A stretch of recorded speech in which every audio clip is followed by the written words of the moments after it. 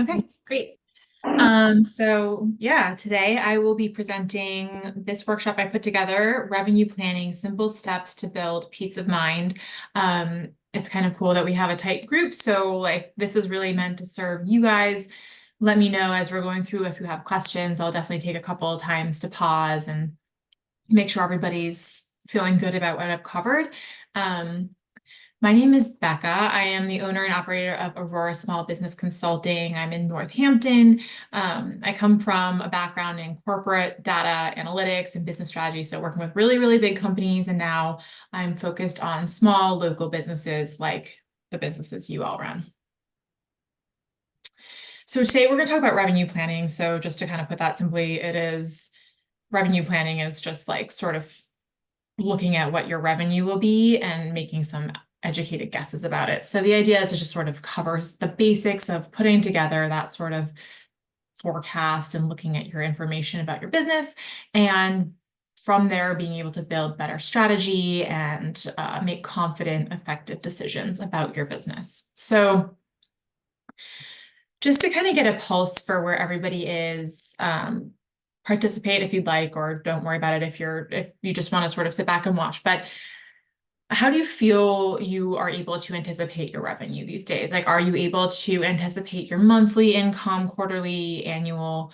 Are you able to look at those things, or are there things that feel like they're constantly shifting within the business and you just can't really predict what's going to come?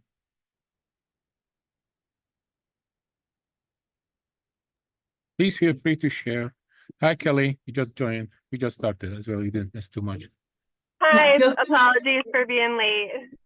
That's fine. No problem. Yeah, please share with Becca how you track your revenue. Feel free to do chat or speak it out loud, or we can just move forward if everybody just wants to take a back seat and just watch. So I'll share. Well, I am new in the business, and I am so happy that I made it to 1 year, and I'm thanking the Common Capital for lift me up and help me out to get the loan and be on my feet. I know it's hard for everybody, which all the inflation and all that, and sometimes some months are hard. Sometimes some months are okay, and you know how it is. Business is like up and down, and then that you don't have any revenue sometimes for yourself, and I don't get paid as of today. yes. And as I know, I'm not complaining, because this is the sacrifice the business person does. Is you pay everybody, you pay everything you need, you pay all your bills, but you don't get paid. And so any common capital, and thanks to Emil, that they have in any like anything interest to business, small businesses, I'm in, because I want to learn, I want to grow, I want to stay on the business, I want to do better. Yeah, absolutely. And that's a really common thing I hear is they're keeping like the wheels on the bus as far as the business, and then they're just not paying themselves. And that's sustainable for a small amount of time if you're just trying to get things off the ground. But obviously long term, that's not really sustainable for anybody because we need to pay ourselves. And so I definitely hear you on that. And we have an example later on in this presentation that I think will kind of interest you as far as figuring out how to predict some of those ebbs and flows. And there's always stuff in the business that we can't anticipate. And then there are things that we can kind of control for and start to plan for. And it'll take a lot of pressure off of those slower times that can make us a little nervous. Okay, awesome. So I just kind of want to first ground us in what is revenue planning. So revenue is essentially your sales. It's the sales you're making and the money that's coming in the door. So we can create sort of a broad revenue forecast by looking at past and current market trends. So someone like you, Lala, who has a year or less of information, you're not going to have necessarily a huge time scale, but you can start to establish trends just based on what we already know about your business and how it functions. And what that lets us do is build better budgets, allocate our resources better. So I don't know if it's just you in the business or if you have employees, but figuring out like when to staff up and when you might not need as much help, and just build strategy. So thinking about longer term, how to sort of run the business and be efficient, but also give yourself space to grow. So an example just being, if you can predict accurately that your sales are going to grow 10% versus last year, then you understand you need to get more staff, you need to get more inventory in order to meet that demand. So you can see that opportunity coming your way and you can prepare effectively for it versus sitting there wishing you had more help or more inventory to sell. So this is really, really critical, especially in small business, because 82% of businesses that fail cite cash flow issues. So cash flow is really just that money in, money out equation. And when you don't have those two things aligned, it becomes very hard to kind of keep your head above water and make sure you're paying your bills and covering all the expenses that come with running a business. So just looking super basically at money in, that might be things like sales, loans from organizations like Common Capital, investments, grants. There's a lot of opportunity out there for that type of stuff, but then obviously you then have to start paying those back. So money out would be things like rent, utilities, inventory, or payroll. So, the idea is to keep this whole system flowing in a way that's comfortable and also lets you then pull out some money to reinvest in the business and invest in yourself as, your own employee. So it's important because, first of all, it lets you take advantage of opportunity that might come your way, but it also lets you spot problems early. So it's really kind of like having a pair of binoculars, looking a little bit into the future and getting a sense of what you can do to sort of take charge of your own destiny, and really avoid like big surprises, keep things running smoothly and not high stress environments where you're just scrambling to make ends meet. And then also empowers you to sort of move towards growth and make strategic choices. So having all of that and having that visibility lets you gain more financial stability. Knowing when those slower months are coming means you can sort of squirrel away some savings when you're in a more busy time, optimize your resources so that you're not just sort of overstocked or understocked on the things you need to make your business run smoothly. Work planning, knowing when you're going to be super busy, getting another hand on deck to help with run your business. Also just knowing if you've got a slow time, maybe this is a good time to sort of sit down and look at your strategy or, reconcile your books or some of the other parts of the business that can fall by the wayside when we're super, in the weeds of the day-to-day business. Implement strategy, and not just implement strategy, but also have a way to track it. So if you're, starting something new and trying to see if that's going to be a productive part of your business, this also lets you then see, okay, that did lead to growth, or that really didn't have a big impact considering how much effort it took me. Risk management, making sure you're not, way overstocked on things, sitting in December 26th with 500 Christmas ornaments, as well as building investor confidence. When you're confident in your own business and you know what's going on with your numbers, it's much easier then to go out and let people know that you're a safe bet and that you're a company worth investing in. And so there are a lot of benefits to kind of having a good handle on what's happening with your revenue and where you think it's going to go. So I just want to cover some really high-level basics of the types of forecasts you can build. So there's timelines, so short-term and long-term forecasts. Short-term forecasts are sort of more like what's coming in the next year or less. So just really getting a good sense of the future in that immediate sense. Longer-term forecasts are more of that 3 to 5 year range where you might be thinking, okay, what would it look like if I wanted to open up a secondary location? What if I, wanted to expand my staff and have a larger staff and a larger operation? What if I wanted to get some new equipment? So really thinking through those sort of stepwise strategies of really like longer term, slower, but bigger growth.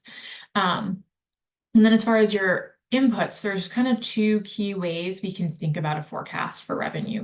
First is bottoms up. So really looking at, thinking of the forest for the trees. It's looking at the leaves and then understanding what the leaves are telling us about the forest as a whole. And then tops down is looking at the forest as a whole and then having that trickle down and let us understand more about what's going on with the leaves. So bottoms up is small, granular to big, and then you zoom out, and then tops down is you're zoomed out, and then you zoom in on some more detailed elements. So as far as choosing the right style, there are a lot of factors. The first is what types of questions do you want to answer about your business? And if you're thinking, oh, I don't have any real questions about my business, even just having a forecast in and of itself is answering questions about your business. What are the trends? What are my busy months? What are my slow months? Should I be worried? Am I okay?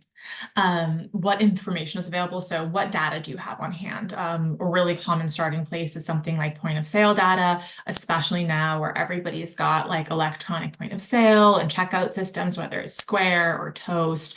There's so much information that's just inherent to running a business. So figuring out what those data parts are, as well as just like your own observations about the business, that counts as data too. Just saying, I've gone through a ton of purple nail polish lately. Let me look into that and see if that's something that I should be buying more of or having a wider color selection for. And then aligning with your business needs. So what are the strategic goals? So not just what are the questions you want to answer, but what are the goals? Like what does it look like to achieve my goals? And what is the timeline in order to hit those goals? And how do I sort of get the right perspective in order to create strategy around that and then march towards that strategy and really put steps into place that will get me there. And then of course, just sort of tailoring everything so that you feel like you're getting the insights you want and actionability. So you can have all the insights you want in the world. You can know every single thing about your business, but if you're not putting that into action, then of course, none of this really matters for all that much. So as far as building a forecast, we've kind of covered some of this already. So there's a pretty streamlined approach outlined here. So select your forecast method, which we sort of just touched on as far as, is it short-term, long-term, level of granularity? Are we looking at super detailed information and trying to understand what the overarching themes are? Or are we trying to look at the overarching themes and trickle that down to how granular we want to get? What are the outcomes? What does success look like for this? Figuring out historical data, and by historical, I just mean things that have already happened, as well as other relevant data points. So understanding things like, even if you can understand like, okay, well, last week I had a terrible week because it was pouring rain all week long, but I had a great week this week and a great week the week before. Even jotting down a note for yourself about stuff like that helps you understand that there's nothing wrong with that week. It was just weather and it's so out of your control. But it also reminds you that, okay, if I'm seeing the forecast weather coming in looking really, really crummy for the week, maybe I'm going to adjust my strategy a little bit in the future. And then analyze. So really looking at all these pieces, trying to understand what it's telling you, and start making some choices about it. And then finally review and iterate. So what I mean by review and iterate is that a revenue forecast, and any forecast really, is a living document. So your business is always going to be changing. There's always going to be motion in just the greater world around you. And so being aware of that and allowing that to be part of your forecast, that things are going to change, means that you're going to have to revisit, you're going to have to check in, and you're going to have to find some sort of cadence in which you can look at what you know in any given point in time, make some educated guesses about the future, but also knowing that you're going to come back and you're going to review it again, and you're going to keep revisiting and readjusting and realigning it so that you stay on track with your own goals as well as what's actually happened in the real world. And so, there is no perfect cadence. Some, Massive companies are looking at their forecasts on a weekly, if not daily, sometimes basis. I think for small businesses, it's going to depend on what your bandwidth is. Some people might say, I really only have the ability to do this once a quarter or twice a year, but generally, rule of thumb, I think monthly is a pretty good check-in where you've got enough knowledge about the past month in order to recalibrate a little bit on your forecast and figure out whether you're sort of on the right track.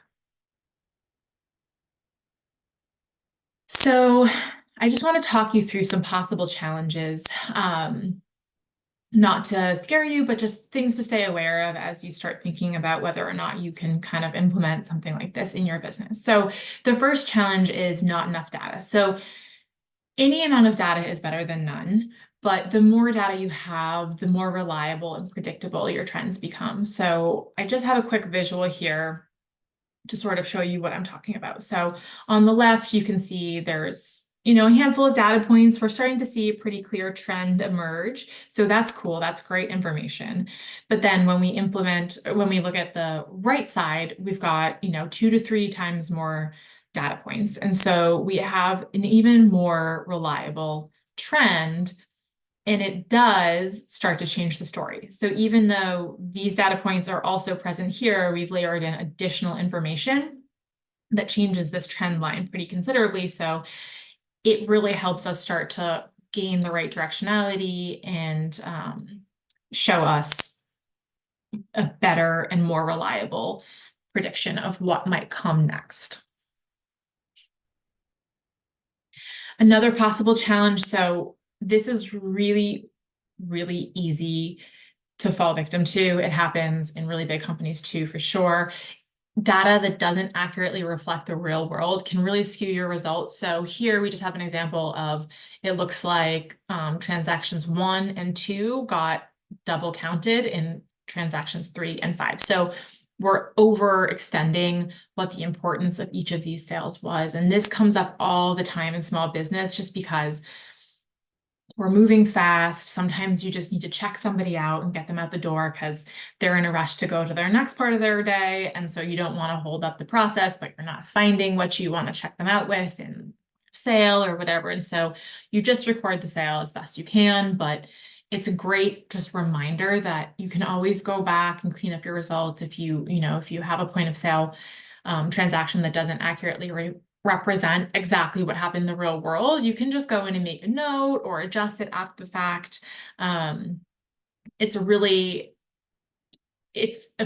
It sounds simple and it sounds unimportant, but long term, it means that you're getting a better representation of the real world rather than double counting the importance of these 2 transactions, for example.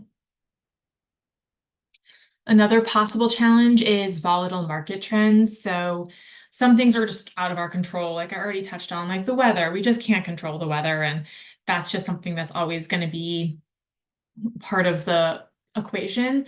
COVID was another really good example of how this happened. Like nobody saw that coming, and really nobody knew what was going to happen to the market afterwards. So things changed dramatically and very quickly, and companies that were able to adjust to that and be nimble and maximize what they were doing with their current business and what they had available to them did well, and businesses that were sort of caught flat-footed really, really struggled. And so this is another example of why knowing what's in the future can really help you address the here and now, because you can kind of anticipate things a little bit better. And then when things go differently than you think, you can also slow down, take a look at what you know, and make a calculated decision.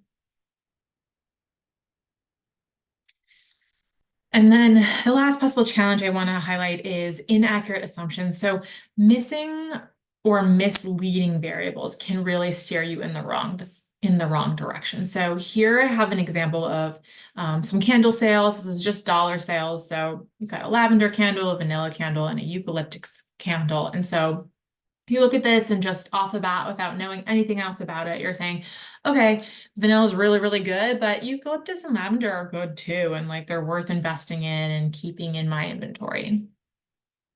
So when you add in one more data point, which is profit, you start to see that that might actually not be the case, because your eucalyptus candle is really not driving profit for you at all.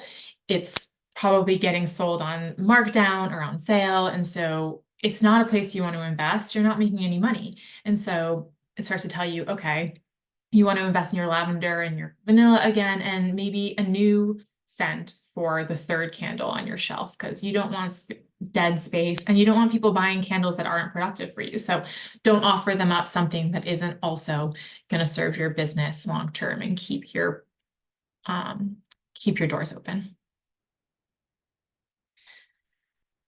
So a few solutions to those potential pitfalls, and then we'll just do a quick review and questions. So some solutions are, one, just take stock of all the data inputs available and just seek additional input where you see possible. So the more information you can get, the better. And that includes, asking neighbors. If you're working at Big E, you might think you saw something happen or, certain trends emerge, but it could be really cool to ask some of the people next to you in the stall, like, hey, what did you notice? When was my busiest time? I was so focused on getting everybody their food, I didn't notice what the busiest time was. Or, even just little comments people were making as they were waiting. That's really good information that, especially when you're in the throes of just getting the business done, you might not notice. Regularly reviewing data for missing or duplicative information. So for some people, this might not be something they can do very frequently, but the more you can do it, the better, because you'll have a better representation of what really happened in your business. Don't put all your eggs in one basket. So, one really important thing about building a forecast is also staying flexible with it, being ready to react to marketplace changes, setting yourself up for success, and making sure you're fueling the business as you know it today, but also being aware that things can change and those things may be within or without of your control. And then the last is just test your assumptions, get thought partners. I see so many small businesses thinking that they know, and big businesses too, honestly, thinking that they know these things about their business and making really big decisions and big assumptions based on things they think are happening. And then when they look at the data or they get an outside perspective, they realize might not be true and might not really be serving their business at all. So it's important to just test those assumptions and have other people who might be a useful voice to you to let you know what might be going on in the business as well. So I just threw a lot at you guys. I want to take a minute to just sort of review where we've been, ask questions about any of those things, and then I'll sort of give you some ideas on how to get started with some of this, as well as to do some case studies. So any questions on just what revenue planning is, the types of forecasts, or any of those challenges that can kind of create headwinds as you're getting started? Hi, I have a question. Can you hear me okay? Yes. Yeah. I'm Kelly St. Clair. My business is a service-based business, and so the model might be a little bit different. And I just wonder if you have any suggestions for framing it in that related to service-based as opposed to sales-based. Yeah. So, I mean, I think for service-based, revenue is still sales, right? So anytime you're bringing in revenue, that is some data point as far as like what happened in the business. So do you mind me asking what type of service you offer? Yeah, absolutely. It's a behavioral health care. And so Okay, we yeah. provide therapy to children. Okay, yeah. So, and do you have like recurring clients that you're seeing on a weekly basis, that kind of thing? Yes, exactly. Yeah. So I would say a lot of the same principles apply, where I would just look at each client essentially as like a unit. So how many clients do you have? And then the cost of that service you're providing is your revenue and your income. And so you can kind of look at that. And I think particularly in a service-based business, you're really fortunate to have a little more stability, where if you're in a boutique, you don't necessarily know who's going to come in the door on any given basis. Whereas in service, you have a lot of visibility to that. And granted, anything can happen and people come and go and, all of that. But I think you still have a lot of those same elements that you can kind of apply. So just thinking through it that way, as far as like, clients versus units and dollars are just your income. Does that make sense? Yes, thank you. Any other questions? Okay.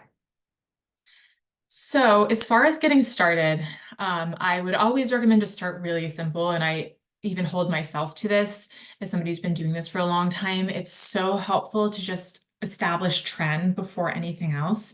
And I'll walk you guys through what that looks like here. And some really easy check-in points that I've kind of touched on already are year over year. So how did I do this time this year versus this time last year? Again, the more history you have, the better. If you can look 5 years past, you're going to get a really, really clear trend line as far as where your successful and profitable times of year are and when you're a little slower. And that will really help you make good decisions about the business. Month over month, week over week, there are just shorter time frames. So how did this month compare to the prior month might work better in businesses that are a little bit newer and might not have that historical like year over year perspective to rely on. And it just gives you some context so that you know how you're progressing and how you're tracking. And so, you know, using just these really, really simple touch points gives you a really good idea of how you're doing on a nearer range basis, as well as a longer range basis, where you can start to make those strategic choices about the business. So here is a trend line kind of demonstrating what I'm talking about. So if anybody's interested in chiming in, feel free.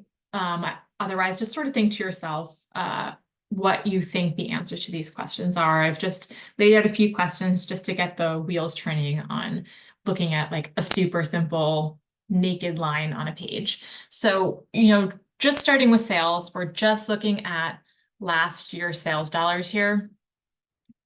Is there anything you observe about how the year performed?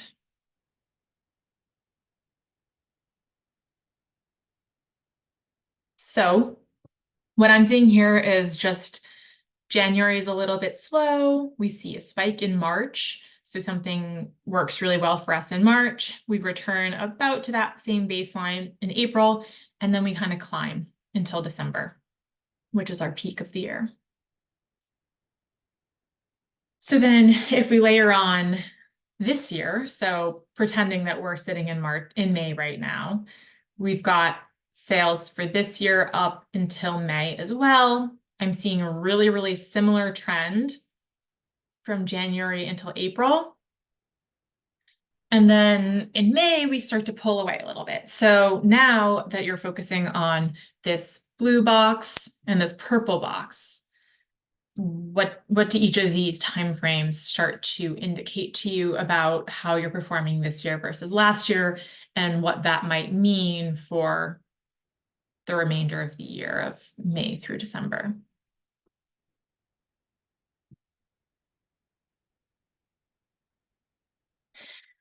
So if I'm going to focus on the blue box, I'm going to say, all right, January through April, we're pretty much almost exactly doing what we did last year. So if I want to play that forward, I can say, all right, I think we're going to be right about here until December. And so that gives you an idea of what's coming ahead. It also lets you think about, okay, what if I did want to grow? What would I have to do? Do I have the same amount of inventory? Do I have the same amount of clients? Is this reasonable, or has something changed in the business? If I focus on this purple section, I'm seeing we're breaking away a little bit from our last year trend. And so if we play that forward, we might start to see growth. And again, if we assume that maybe this is enough growth for us, or maybe we say, okay, something's changing in the business, and is there something I can notice about the business and capitalize on and amplify that growth so that we're either ensure that it does deliver this growth that we're expecting, or to surpass that growth and really take advantage of some sort of momentum that might be in the business. So even just super, super simple analysis, just basically 2 lines, we're able to establish trend by month. So seeing where those ebbs and flows are in the business, knowing that certain months might be a little slower, certain months are really, really successful. We're going to want to make sure that come March, we're set up for success, because that's a big burst for us.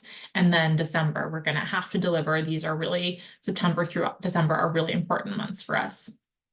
We're also starting to establish a year-over-year performance, and then we're getting 2 basic scenarios of how the remainder of the year can go with just really almost no deep analysis at all, just sort of playing forward trends. And so that gives us room now to understand what worked really well in April and May, and then of this year, and then also figure out how to maintain or deliver on those trends that we're seeing. So I do want to pause for a moment and just see if there are any questions before we jump into the case studies. I know we're coming up on the end of this session, so I just want to make sure to recalibrate in case anybody has questions. I go because I think you made a very good point on what you just said, because if you have more than 1 year on a business, you sure can like start to compare which month and which week and which quarter, or you know, or the whole year compared to the other. But what are you telling me? It's good because it's helping me to, because I just, you know, in October 1st I turn this 1 year.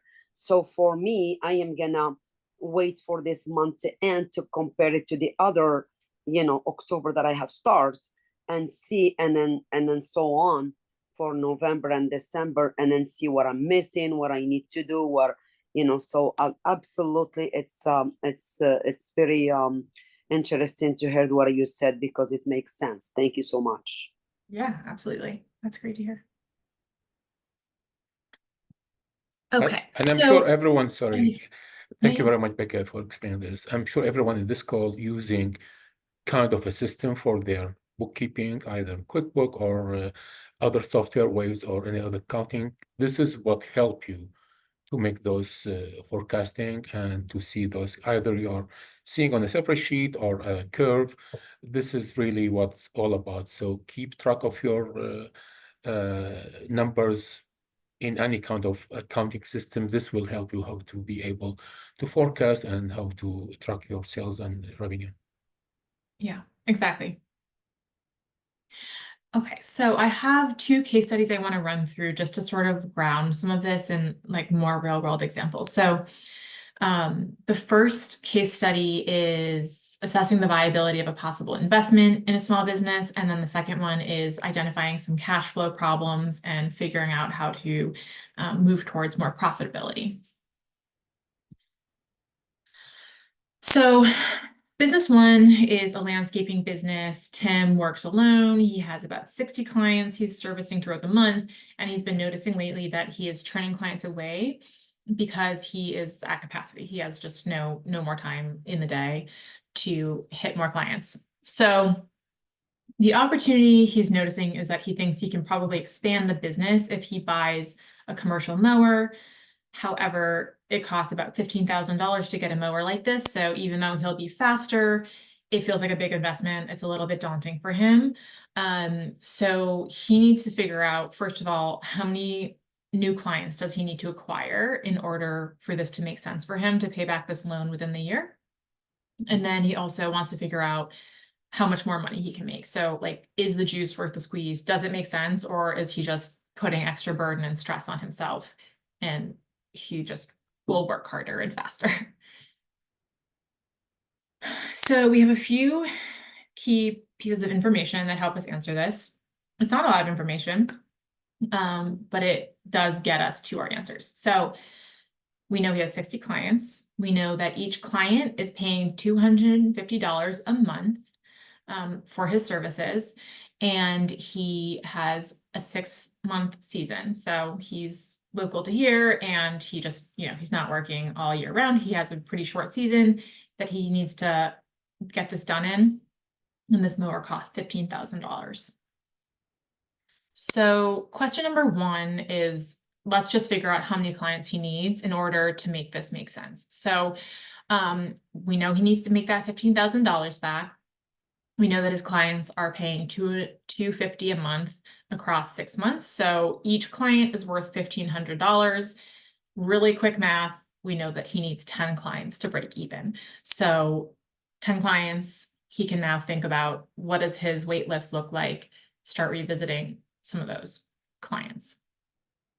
Question 2 is, how much more money can Tim make on his new mower? So this we get a little bit more complicated, but still keeping it pretty simple. He thinks he can add 1 client per day, and he's currently working 5 days a week. So over the course of a month, he can add an additional 20 clients, which equates to $30,000 across his season, which is his year. So that's pretty awesome for him to know that not only will he pay back his mower, he'll be making an additional $15,000 this year in income, and then an additional $30,000 every year to follow.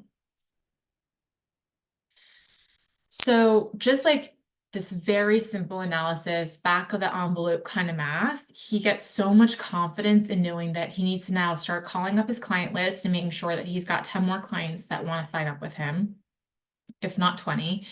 And then he knows that he can make up to $30,000 additional this year. So it sets a really, really clear goal for him and makes him really confident that if he takes out this loan, he can pay it back, and he can do that without sweating it and, you know, stressing for months on end. So it's a really plain example of how you can answer big questions like taking out a big loan, but do it with peace of mind and with confidence and the knowledge of what's to come. And so it also opens up the door for him to start asking bigger questions about his business, like what would it look like to hire more employees? Does he need to adjust his pricing?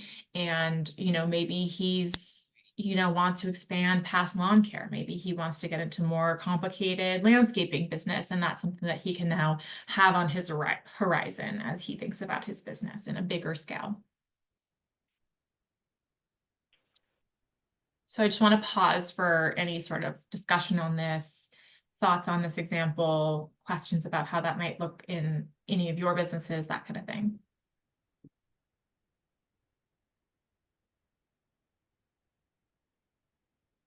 Okay.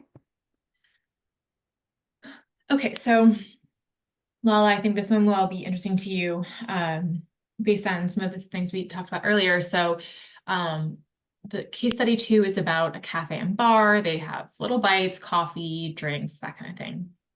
The problem is they're just struggling to consistently cover all monthly expenses throughout the year. So they want to answer a couple questions. One is just how can they anticipate cash flow better so that they're not sitting in those slower months feeling really, really stressed.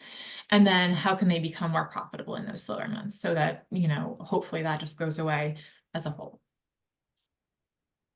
So for this, we only have really, really basic information. We've got sales dollars by month, we've got sales units by month, and we have expenses. So our dollars and units are variable because it's all going to come down to what our customers want to spend.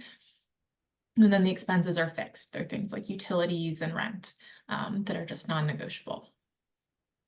So again, just mapping this out, super plain. We've got our red line, that's expenses. It's the same all the way through. And then we've got our sales dollars so far, just the dollars showing us how we're tracking month by month.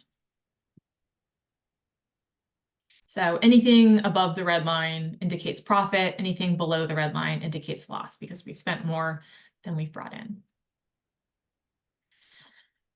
So off the bat, we're seeing that January, kind of slow, not super worrisome, but June, July, August are really, really low. They're pretty stressful and they put a strain on the business because we're just not covering our costs.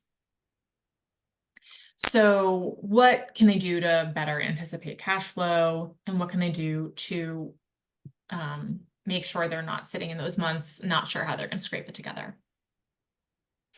So that graph just really quickly highlights that January, June, July, and August are the months they need to be focused on, and they need to allocate a surplus. So when they're having a stronger month like February through May, and then September through December, they need to start to file away some of that money so that they're covering their costs during those slower months.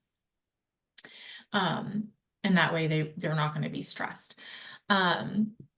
Then secondarily, it's going to raise the question as far as what's going on in these more successful months that we might be able to play forward into the slower months. So here I've added in a line that shows units. So we had our dollars in the dark blue, and now we've got our units in the light blue. So here I just want to sort of pose the question, is there anything we're noticing between our dollars and our units? So here we've got these two trend lines that are interacting with one another.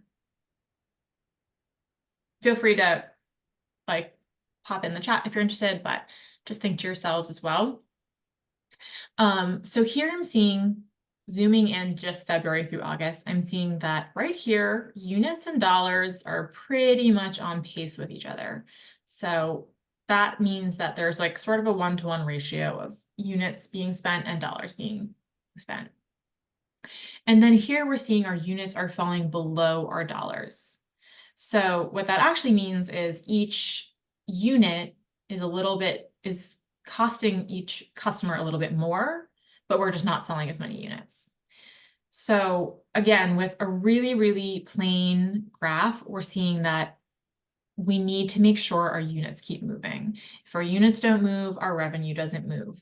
Even when we've got the higher pricing, it's not offsetting that. So it helps a little bit, but it's not getting us whole as far as breaking even on our expenses. So this starts to point to a strategy, which is to make sure that our pricing is compelling enough that it moves more units during those slower times. So now they know they need to figure out which products are selling during the profitable times and the unprofitable times. So is there something critical that we don't know about those two times? So for example, knowing that they're a cafe, but also a bar, maybe they're selling a lot more alcohol during their profitable times because we know those are really high profit margins and tend to be more expensive. And then we also have to wonder what can we incentivize during our slower times? Like what can we do with our pricing and the way we're delivering to our clients during those slower times in order to incentivize more unit sales? So this just means we now know we need to look at the menu and make some adjustments as needed. Is it possible that during our really profitable months, we have better menu items or more appealing menu items than when we're in our less profitable times? And then it also just points to maybe we need to offer special pricing or have special events that pull people in during those slower times. So just these really simple analyses show us that we've got key months that we need to make sure we're setting aside some extra funds in the kitty so that when the slow months come around, we can pay our bills. And then it also shows us that we need to figure out how to get units moving more quickly. So we'll really take a look at the menu, we'll look at the pricing and figuring out what it is that our customers need from us in those slower months that we're not delivering. And then by doing that, it really provides peace of mind that not only can they cover their bills throughout the year, but also it starts to show a line of sight to how to just make sure that those slower months are actually breaking even or ideally earning profit. Any thoughts on this case study? Okay. Well, that is all I had to share with you guys. I just want to send you off with a few next steps. Hopefully this all feels a little bit more digestible having heard it all. I would say identify challenges and opportunities in your business. What are the questions you want to answer, even if it's just, what are my good months? What are my bad months? Gather the information that can start to answer those questions for you. Take a look at it, review it, and then start to create strategy that might take advantage of the insights you now have about your business. Just having that extra bit of information can make you so much more powerful in your decision making. And that's really all I wanted to share with you guys. I offer any and all clients interested or just people interested in who are running a business. You don't have to work with me afterwards. I offer everybody a free 30-minute consult. So if you find yourself having questions that you'd rather talk about one-on-one here, happy to have a 30-minute chat about it with you. You can either email me or find me through my website. I'm also happy to spend another 10 minutes or so on this call answering questions about individual businesses or just more general questions about revenue forecasting or using data and strategy within your business. So thank you all for coming. I know we're all very busy, so I appreciate the time and happy to answer questions.